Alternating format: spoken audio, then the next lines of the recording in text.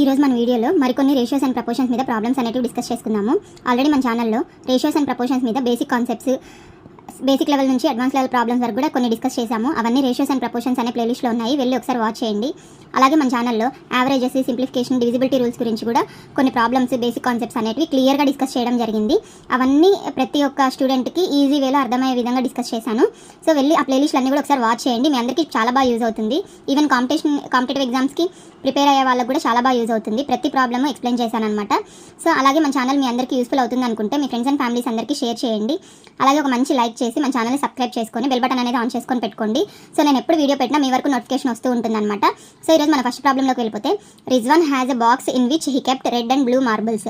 The red marbles and the blue marbles were in the ratio 5:4. After he lost 5 red marbles the ratio becomes 10:9.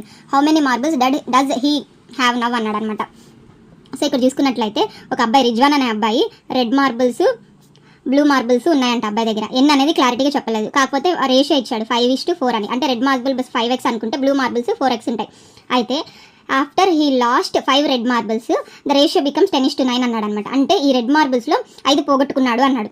So అయితే ratio 10:9 అవుతుంది అన్నాడు. So ఆ 10:9 is equal to 5x - 5/4x కదా. అంటే red మార్బుల్స్లో 5 పోగొట్టుకున్న తర్వాత వచ్చిన ratio 10:9 అనమాట. సో ఇది క్రాస్ మల్టిప్లై చేస్తే 40x is equal to 45x - 45. So 45x - 40x is equal to 45 అవుతుంది. 5x is equal to 45, x is equal to 9 అనేది వచ్చింది అన్నమాట ఇక్కడ. కాకపోతే ఇక్కడ వాళ్ళు ఏం అడుగుతున్నారు, how many marbles does he have now. So మొత్తం ఎన్ని మార్బుల్స్ 5 పోగొట్టుకున్న తర్వాత అని ఎన్ని ఉన్నాయని అడిగాడు అనమాట. సో టోటల్ మార్బుల్స్ ఇనిషియల్గా ఏమవుతాయి, 5x + 4x is equal to 9x is equal to 9 × 9. Total 81 marbles అయితే ఆఫ్టర్ హీ లూజ్ 5 మార్బుల్స్ ఏమవుతుంది, 81 - 5. ఇప్పుడు ఆన్సర్ అనేది 76 అవుతుంది అనమాట ఇక్కడ ఆన్సర్. ఇక్కడ సెకండ్ ప్రాబ్లం చూసుకున్నట్లయితే, average of the marks of 130 students of a college is 40. If the average of marks of pass students is 42 and the average of the marks of fail students is 20, then what will be the respective ratio of the total marks of pass students and the total marks of fail students అనమాట. So ఇక్కడ చూసుకున్నట్లయితే మొత్తం 132 students ఉంటే నేను x members passed అనుకుంటాను, remaining 132 - x అనేది failed students అవుతారు కదా. అయితే ఇప్పుడు మనకి ఏం చెప్పారు అని అంటే, average marks of passed students 42, failed students 20 అన్నాడు అనమాట. సో ఇప్పుడు టోటల్ యావరేజ్ వచ్చేసి మనకి 40 అన్నాడు. సో 40 అంటే total marks of all students ఎలాగ అనుకుంటాం, మొత్తం 130 స్టూడెంట్స్, వాళ్ళకి యావరేజ్ 40 అన్నప్పుడు 40 × 132 అనేది total marks of all the students. So అలాగే x అనేది నెంబర్ ఆఫ్ స్టూడెంట్స్ పాస్డ్ అనమాట. x × 42 వచ్చేసి మనకి మార్క్స్ ఆఫ్ పాస్డ్ స్టూడెంట్స్. అలాగే 132 - x × 20 ఇది వచ్చేసి మనకి marks of failed students.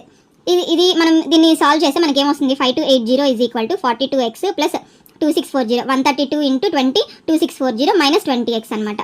So ఇక్కడ 22x ఈజ్ ఈక్వల్ టు 5280 - 2640. ఇది వచ్చేసి మనకి 2640 అవుతుంది. So 11 2s 11 240s 2 1s 2 120. So x is equal to 120 అనేది వచ్చింది అనమాట. అంటే మనకి ఏమొచ్చింది, పాస్డ్ స్టూడెంట్స్ 120 అనేది వచ్చింది అనమాట. ఫెయిల్డ్ స్టూడెంట్స్ ఎంతమంది ఉంటారు, 132 - 120 12 మెంబర్స్ అనమాట. సో ఇక్కడ మనకి ఏమన్నారంటే రేషియో కావాలి అన్నారు, ratio of marks of passed students by failed students అడిగారనమాట. So marks of pass students అంటే 120 పాస్ అయ్యారు ఇంటూ 42 యావరేజ్ అనమాట, బై 12 మెంబర్స్ ఫెయిల్ అయ్యారు into 20.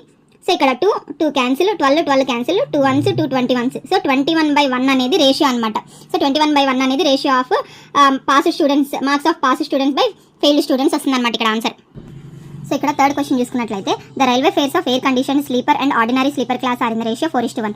The number of passengers traveled by air conditioned sleeper and ordinary sleeper classes were in the ratio 3:25. If the total collection was rupees 37,000, how much did air conditioned sleeper passengers pay అన్నాడు అనమాట.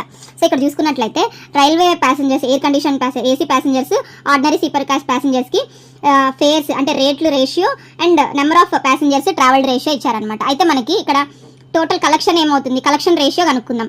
Collection ratio ఏమవుతుంది, number of fare into అదే amount into total number of ప్యాసింజర్సే కదా. So ఇక్కడ ratio చూసుకున్నట్లయితే collection ratio 4/1 × 3/25. So ఇది 12/25 అనేది అవుతుంది అనమాట ఈ రేషియో. సో ఈ రేషియోలో మనకి మొత్తం ఫేర్ అనేది ఉంటుంది అనమాట. ఇది ఏసీకి, ఇది వచ్చేసి ఆర్డినరీ.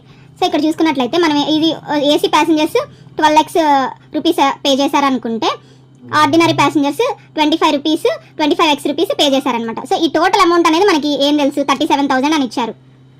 సో ఇక్కడ 37x is equal to 37,000, x is equal to 1000 అనేది వచ్చిందనమాట. సో ఇక్కడ మనకి ఏం కావాలి, ఏసీ ప్యాసింజర్స్ రేట్ ఎంత పే చేశారు అనేది. So 12x is equal to 12 into 1000.